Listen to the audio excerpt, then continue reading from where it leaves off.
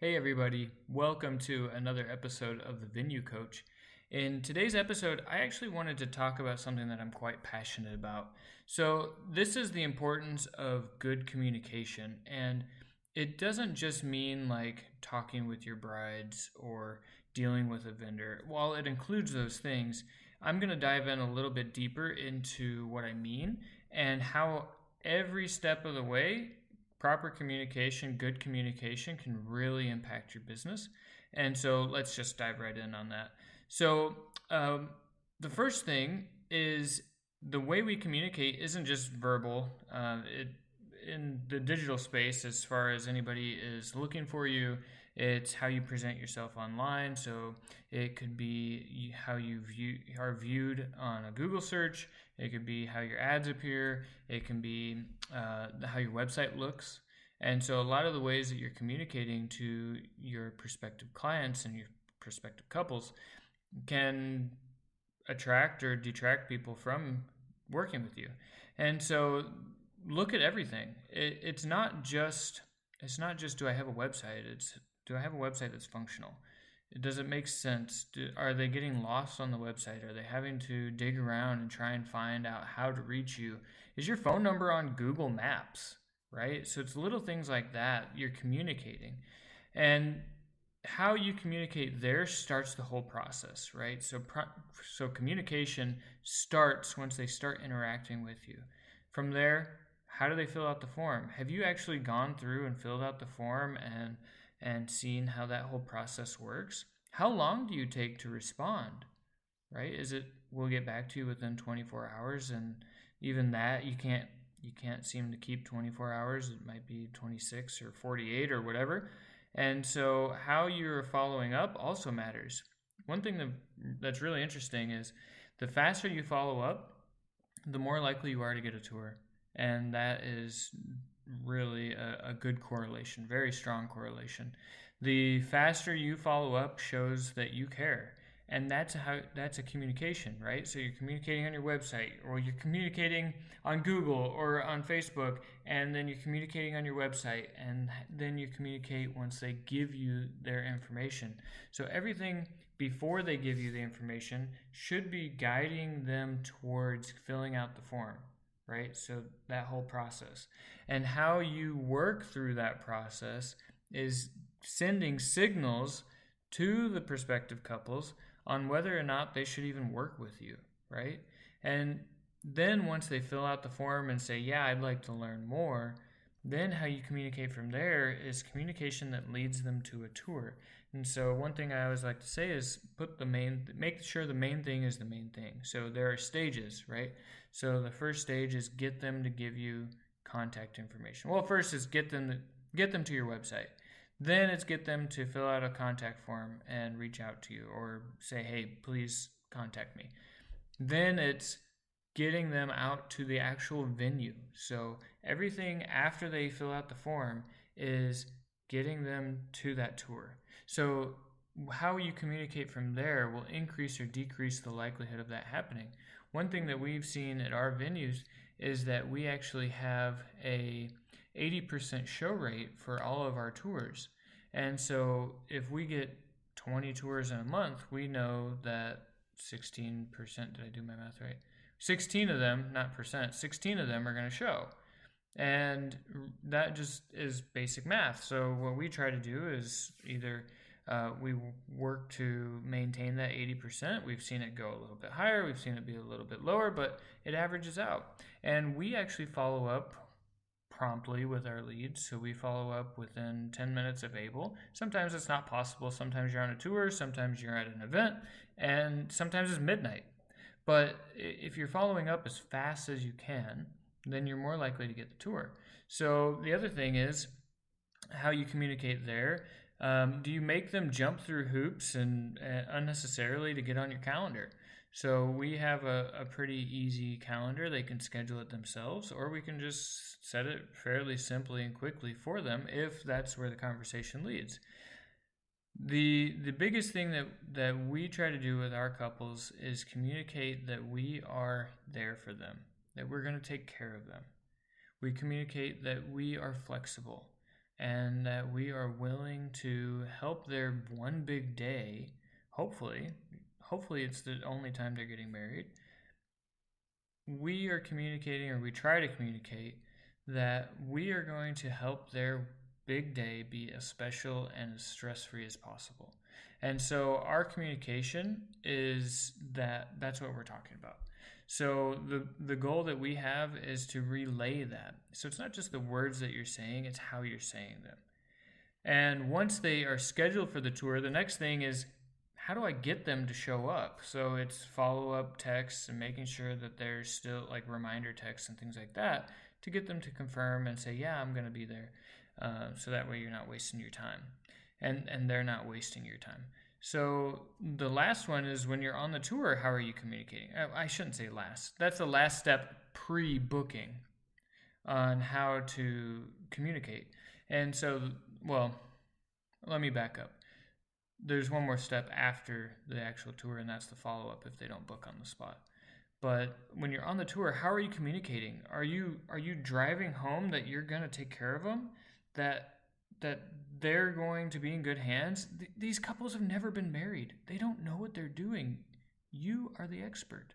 So are you communicating that? Are you letting them know that you're the expert, that you do dozens or hundreds of weddings a year, and that you have all the good contacts, and that you're going to take care of them, that you're just going to walk them through, you're going to hold their hand?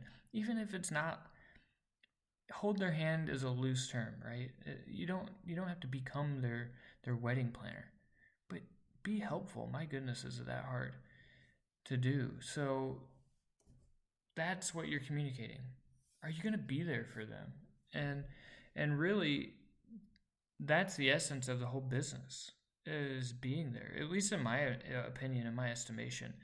I've seen some venue owners that have lost sight of who they're serving. Like, we're in a service industry, right? So we are serving couples that are getting married, and we're there to help make sure that their day is magical. And I think that some of my fellow venue owners have lost sight of that. And so we're really passionate about taking care of our couples. So we try to communicate that on our tours. And then after the tour, how are we communicating to follow up? About 5 days is all it takes after a tour for a couple to book. And so if you're not following up immediately after the tour and being helpful, sending Pinterest boards and sending guides, or even, hey, we have whatever, throw in, insert random thing that you have, or hey, let's come together, and I just love working with you guys, I want to make this a thing, whatever it is. If you're not following up after the tour, if you're just waiting for them to come back to you, they're not going to. Most of the time, they're not. You have to be proactive and follow up. You have to show them that you actually are interested in them, and you have to actually care, right? If you're just waiting for them to come back to you, do you actually care about your business? Do you care about the couple? If you know that you provide a better service than anybody else around, why aren't you following up with them and letting them know that? If you really think that your venue is the best around, which you should, then you gotta act like that's true, right? And so then once they book, now how do we communicate? It's taking care of them, really. It's let's not make mountains out of anthills, and take care of your couples. Like, let them know that you're there for them. Give them resources. Give them a hand. Sometimes, if you need to follow up with a vendor because they're being difficult for the couple, do it. It's not that complicated. You have a good relationship, and these vendors sometimes also lose sight of who they're serving, right? We're all supposed to be a big team that's taking care of the couples, and sometimes the vendors will lose sight of that as well. And that's not how we do it. And then they'll try and back out of things in their contract, or they just try to cut corners and things like that. But who do they continue to work with? Is it that one couple that they book on a random Saturday during the year? Or is it the wedding venue that they keep coming out to, right? And what happens if that relationship is dirtied, right? What happens if that relationship doesn't go well? So communicating with your vendors as well and making sure that everybody's on the same page, right? What is the goal? The goal is to have every vendor come together in your venue and create this magical experience for your couples and their guests, and do it every weekend and sometimes during the week, right? So that's really what we want to communicate, and we want to make sure that that expectation is clear for our vendors, and we want to make sure that that expectation is clear and relayed to our couples. And if we do that, then we're able to all come together and actually achieve the goal. And then you can start getting really good reviews regularly. And that's the end, right? That's the end of the communication, as far as I can see it, is following up with a review or getting a review from your couples and from any of their guests for that matter. And then afterwards, it's just staying pleasant with them. So on their 1 year anniversary, are you sending a happy anniversary? Are you giving them a shout out? Are you, celebrating them? Right? I talked with a lot of venue owners, and they want to celebrate with the couples. Well, does the celebration have to stop after they leave your doors? It's not very hard to set a reminder to just send a happy anniversary text to a couple. So it's all these little things that just add up to one thing that equals good communication. And I just know that if you bring all those things together and you remember what the point is. Are you in business? Do you want to make money? Absolutely. Like, that's not what I'm saying. I'm not saying don't lose sight of the business goal, but in order to do that, in order to have a good business as a wedding venue owner, you have to take care of your couples. And if you aren't willing to do that, then why are you in the business? Why are you doing it? And that's my challenge is if you find that you're kind of drifting away from that, you're starting to be annoyed with every single couple that comes through your door because they have so many requirements and they just are so needy and all this and that and the other. Yeah, it's their one big day. They're paying you thousands of dollars. They're paying tens of thousands of dollars for their wedding. Wouldn't you, if you were paying tens of thousands of dollars for something, also have some good expectations? And not just tens of thousands of dollars, but tens of thousands of dollars for one night. Wouldn't you have some expectations there? Right? Let's not, because we see it so often, we kind of become numb to it. It's kind of like every wedding party plays almost the exact same playlist, right? With some minor variations. And then you start hearing the same song over and over and over again. All of the group dances, all the Cupid shuffles or Cupid slides, or I can't even remember the stupid name, but like all of those songs, right? And they all blend together and you're like, oh, they're playing this song again. But remember, that's their wedding. They don't jam to that playlist every day or every weekend. It's one time. Or maybe they go to a friend's wedding 6 months later or a year later or whatever, and then they hear it again, but it's not like back to back to back like it is for us. And so it's easy to become jaded, but you also communicate that. If you start to feel that way, you start to have some resentment towards your clients who are paying you thousands of dollars, then you're going to start communicating that, and it'll be nonverbal, but people will pick up on it. And so if you're starting to drift down that road and starting to feel that way, reflect on that and see if you can't come back to being excited for the couples and actually wanting to take care of them. And if you're just starting out, then know that that's a possibility that you can drift into if you aren't careful. And so you have to do the little things right every day in order to make this successful. And it's not like it's that complicated to just be pleasant to your customers who are paying you money.